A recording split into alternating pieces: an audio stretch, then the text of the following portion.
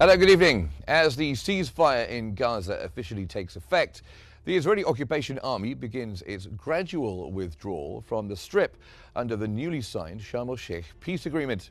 With extensive efforts from Egypt, Qatar and mediators, the deal was finally reached to ease the suffering of Gazans, who are being bombarded or have been bombarded for 2 years, while President Trump hailed the deal as a historic turning point for peace. In Gaza, displaced families are beginning their return to devastated neighborhoods as Egyptian aid convoys cross into the north. But questions remain. Will this ceasefire endure? What will Gaza's day after look like? And how will the next phases of the deal be implemented? Welcome to the continuation of our special coverage. Stay with us.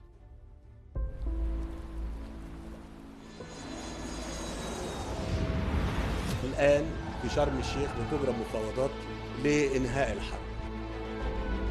I may go there sometime toward the end of the week, maybe on Sunday. لازم أسجل بتقدير واحترام شديد للرئيس الأمريكي ترامب على إرادته الحقيقية في إنهاء الحرب خلال جولة المفاوضات الحالية.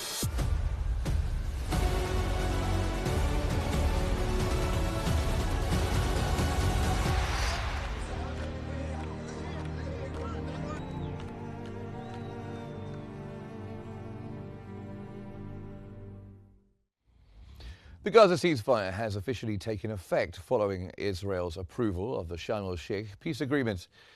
Israeli media reported that the Israeli occupation army will complete its withdrawal from Gaza within 24 hours, while the release of detainees will begin simultaneously. According to AFP, Israel agreed to a comprehensive deal ending the war and freeing all detainees, with 200 Israeli soldiers joining a joint task force to monitor the truce.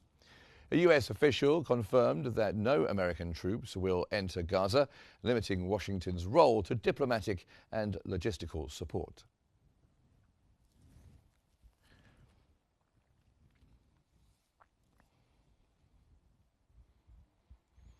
Israeli military sources told Israeli media that Israeli occupation forces have begun withdrawing from Gaza City and al-Shati camp under the ceasefire agreement. Troops are redeploying towards the agreed yellow line, maintaining select control points for security. The withdrawal, described as sensitive and complex, is accompanied by strict safety measures and airstrikes on Gaza's outskirts. The Israeli occupation army cited suspicious movements for opening fire during the pullback. Reports said an Israeli strike on Gaza's Sabra neighborhood killed 2 people, with over 70 missing under the rubble. Israeli media has revealed new details of the Gaza ceasefire annex, confirming the daily entry of 600 aid trucks carrying food, medicine, fuel and shelter supplies via UN and private coordination.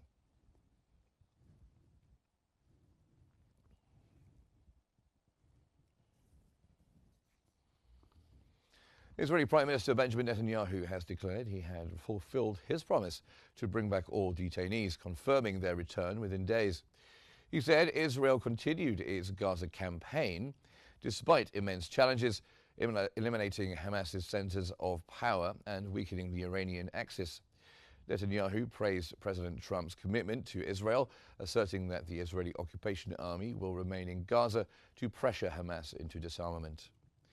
He hailed major victories that shaped and reshaped the Middle East, but noted that the war is not yet over, with challenges and opportunities ahead. His remarks came as Israel published the names of 250 Palestinian detainees expected to be released under the Sharm el-Sheikh agreement.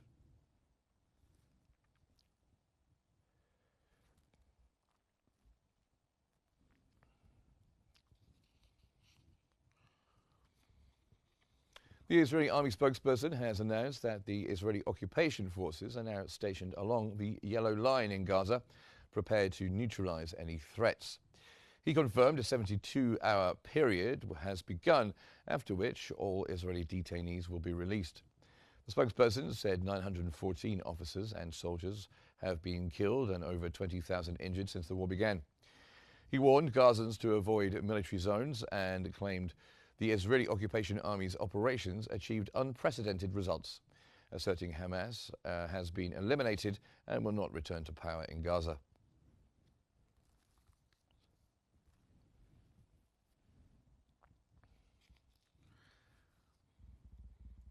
Now, to talk this through with us, we are joined from Cairo by Dr. Osama Al-Said, who is the editor-in-chief of Al-Akhbar newspaper.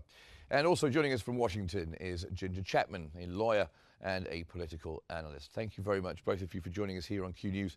Ms. Chapman, I'll start with you. The U.S. envoy Steve Witkoff has confirmed that the first phase of the Israeli withdrawal is complete. They've moved to that so-called yellow line, and the 72-hour countdown has begun. How central would you say U.S. coordination has been in ensuring that Israel adhered to this timeline? Well, first, Mark, thank you for having us here today, and greetings to your viewers and to your other guest, Dr. El-Said. And well, so far we've seen that American influence has been very weak. We saw that Steve Witkoff and Trump had negotiated an agreement back in January for a ceasefire, and then negotiated another agreement in March for a ceasefire. And both of those ceasefire terms, Netanyahu and the IDF violated, because we know at that time their goal was not to get the hostages back. Hamas had offered to return all the hostages in return for IDF withdrawal or not being in Gaza, and Netanyahu turned down the return of the hostages twice, broke 2 ceasefires. However, what appears to be a turning point was when Israel bombed Qatar. When Israel bombed the negotiators, the Hamas negotiators in Qatar, that was a turning point for Trump. Qatar is our ally, our partner, and this was a violation of sovereignty, not to mention an international crime. So at that point, Trump appeared to get tough with Netanyahu to the extent that he is able, given the big money donors and their influence in Washington, D.C. However, now we are making progress. We know that this deal is flawed. We're only in phase 1, the return of the hostages and the withdrawal of IDF. The withdrawal of the IDF, there are still a lot of terms to negotiate. And phase 2, we know, is very vague, no details on timeline and specifics. Those have to be worked out. Hamas crafted a very sophisticated response to Trump's demands that they surrender or else. Hamas was able to craft a response that dealt with the phase 1 withdrawal of IDF, return of the hostages, and say that the phase 2 negotiations needed to encompass other Palestinian political groups. This was brilliant. This got us to where we are now. Now we need to take advantage of this momentum.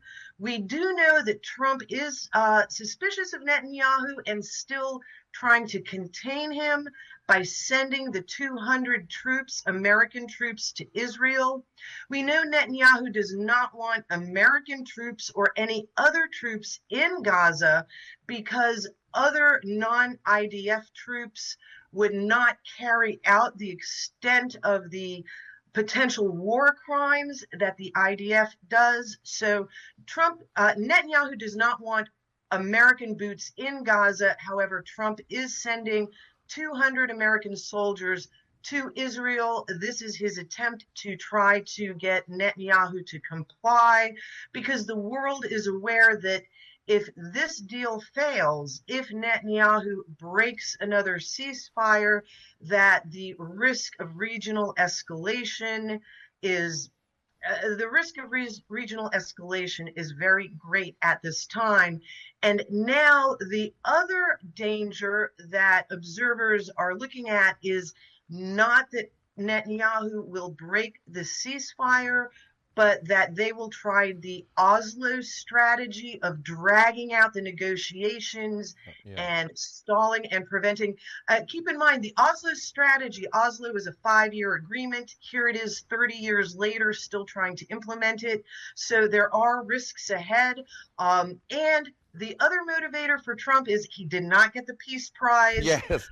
Well, I will come on to that. I will come on to that, Ginger, in just a little moment. But I want you to bring Dr. El Sayed in, if I can. Thousands of displaced Palestinians are returning to Gaza City through Al Rashid Street. We've been seeing those pictures on our screens. Many of them waving Palestinian flags, some waving Egyptian flags as well. What does this moment symbolize for Palestinians after 2 years of devastation? Well, thank you for hosting me, and my greetings to your guest and to all your viewers.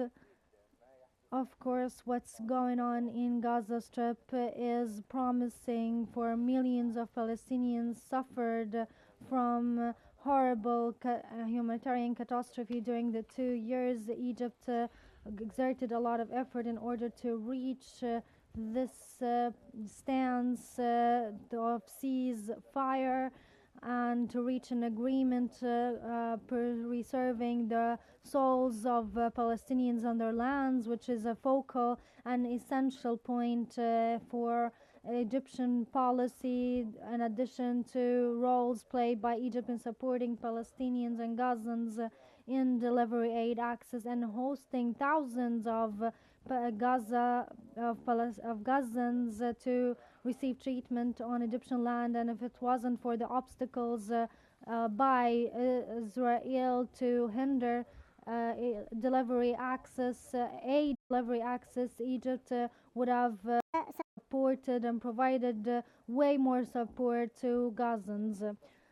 Also, Egypt's host for the last round of negotiations and the pressure put to reach this constant coordination with Qatar and the US and Turkey what led to reach this agreement that Palestinians depend on to end this war, relieving the humanitarian catastrophe, in addition to their looking aspiration to Egypt's supervision of reconstruction. Especially Egypt provided a clear, good planned to reconstruct without displacement. So flagging Egyptians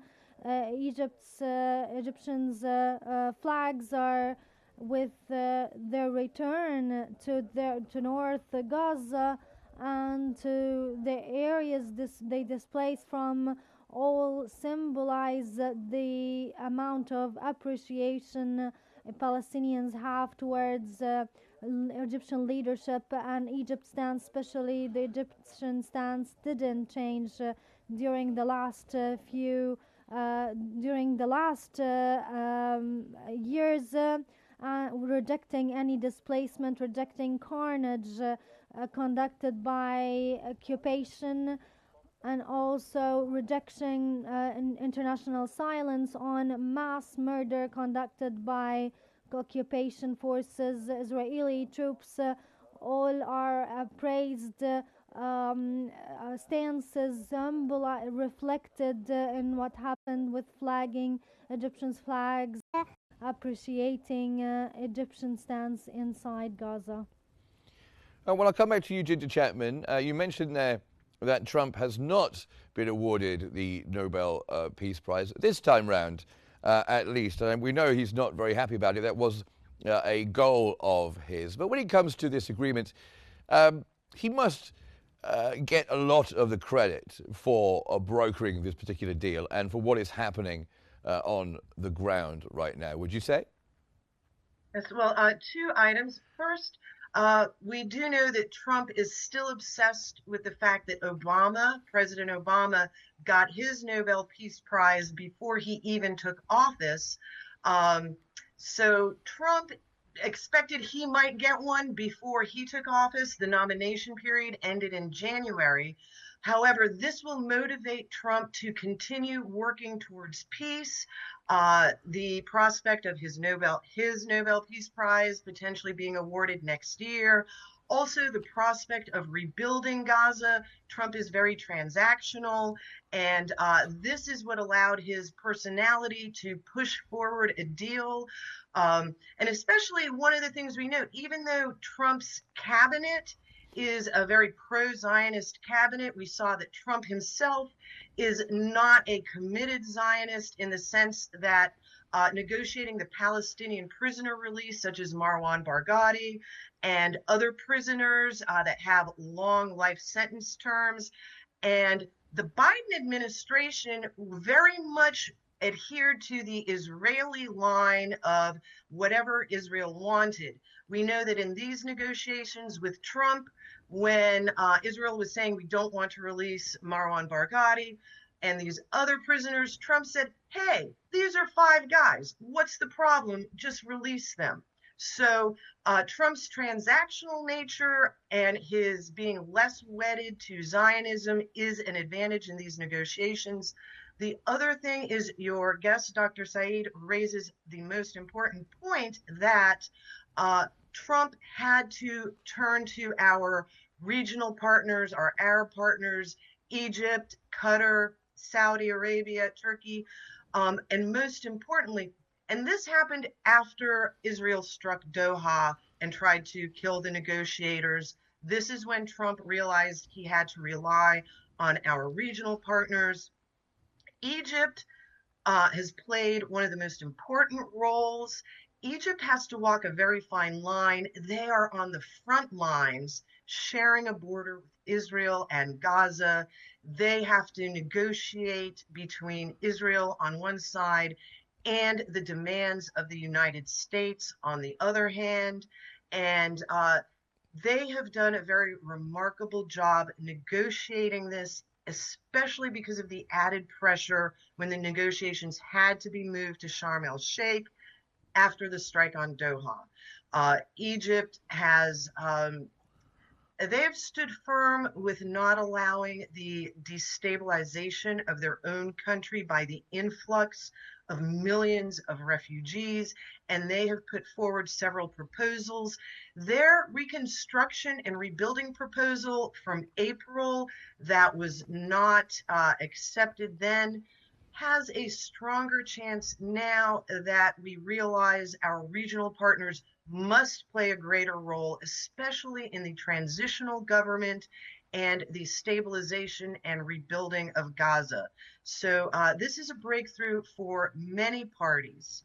And once again, for the phase 2 section of the plan, our regional partners, Egypt, Saudi Arabia, Qatar, Turkey, will become more important as this plan progresses. But right now, the most important thing is stopping the killing of the Palestinians, stopping the bombing, maintaining the ceasefire, and getting the 600 trucks of food aid into Gaza because they desperately need the relief. Indeed they do. Indeed they do. Dr. Osama Al-Saeed, I'll come to you now. Netanyahu has declared that he is fulfilling his promise to bring back the Israeli detainees. Yet, he said, in his words, the war is not over. What does he mean by this, do you think? And can we trust Israel's intentions going forward?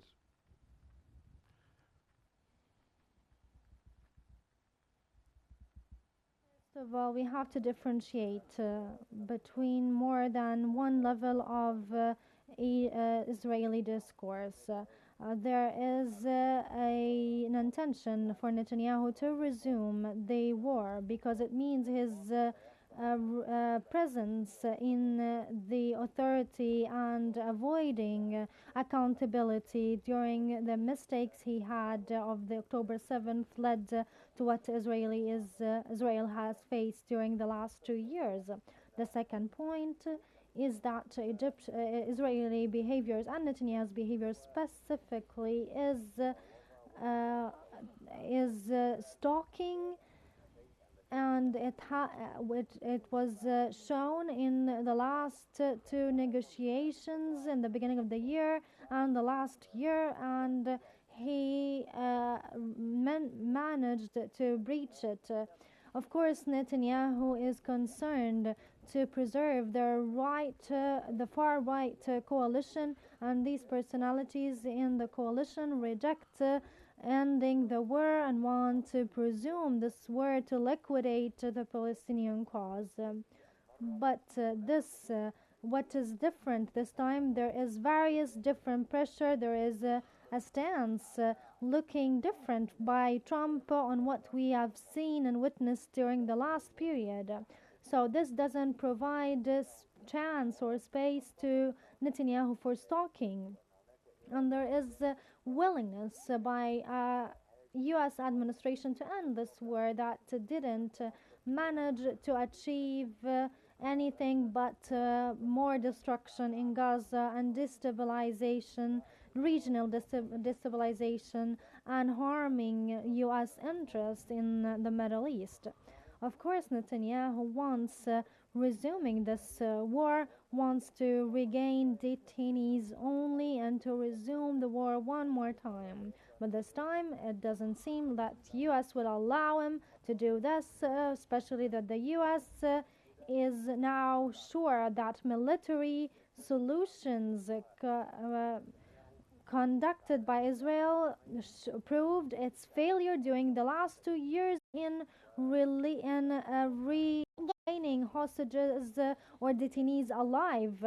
So they cannot regain the detainees except by political solution. I think this time mediators are firm to pressure. U.S. is firm to pressure Netanyahu and not allowing him to stalk or to resume the war again. And Ginger Chapman, coming back to you, as you mentioned there, Washington has clarified that no American troops will enter Gaza. Do you think going forward that situation will be sustainable? Do you think it's going to need some outside forces to really keep the peace? Yes.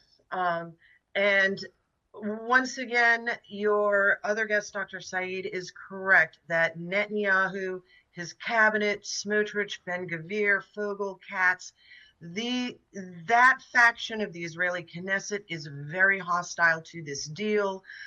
They are stepping up their aggressions in the West Bank, and they are saying to their people, we will not have a Palestinian state. We are not going to withdraw. They are being cornered because their situation is unsustainable. And at some point, we may need American troops on the ground in Gaza, and we may need that international force on the ground in Gaza. And this is because, regardless of what Netanyahu says, we do know that their long-term goal is no Palestinian state. Netanyahu insisted this at his United Nations speech. No Palestinian state. Israel will never withdraw their security forces from Gaza. Well, this has to change. The world knows this is an intolerable situation, and this agreement, and keep in mind that Trump's peace plan, when he put it forth, initially this was because the United Nations was about to vote on the Unifying for Peace resolution to get around America's veto in the Security Council vote. And the United Nations was talking about Chapter 7 sending in a United Nations peacekeeping force to establish the peace in Gaza. And this is why Trump realized he had to jump in with this peace plan, his 20-point plan, and move things forward to try to essentially to try to contain and help Bibi Netanyahu. And this is a very chaotic situation between the UN, the United States, Israel, our Arab partners, and the way forward is very murky, but we do have a way forward. The most important thing is that we keep the conversations going, we keep the negotiations going, and the world keeps their eyes on Gaza, because we don't know what Netanyahu and the IDF will try to get around this most current peace plan. And we need to keep the pressure up. And yes, at some point, we will need international troops. We will need an international stabilization force in there. And we will need a buffer between the people of Gaza and the IDF until we can achieve conditions on the ground for long-lasting peace and security for the people of Gaza. It is very significant that the people of Gaza and Hamas did ask Trump for security guarantees. So, so if Trump can guarantee the security, then we can move forward with this peace plan and with the reconstruction of Gaza. Okay, and Dr. El Sayed, I'll come to you now. Looking ahead at the day after talks, and they're involving Jared Kushner, Steve Witkoff, and U.S. Central Command. Is it right that Palestinians seem to have been excluded from discussions about Gaza's future, at least so far?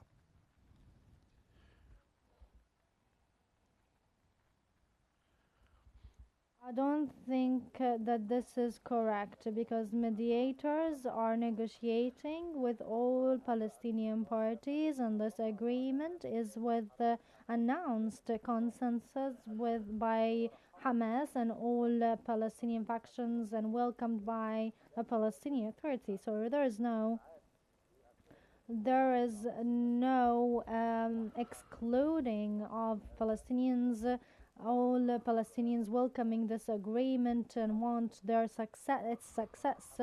Palestinians endured the turbulence and the suffering of this war and paid more than 60,000 martyrs and more than 200,000 injured, and others are still under the rubble, and other amounts may increased after the war.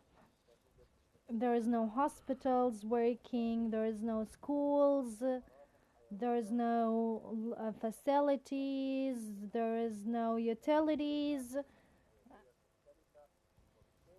Therefore, Palestinians are the most realizing the importance of ending the war, welcoming this agreement to end the war, and wants to see peace all across the region. In addition to this the very legitimate right of establishing a state able to meet their needs and aspirations. Therefore, I don't think that Palestinian people were excluded.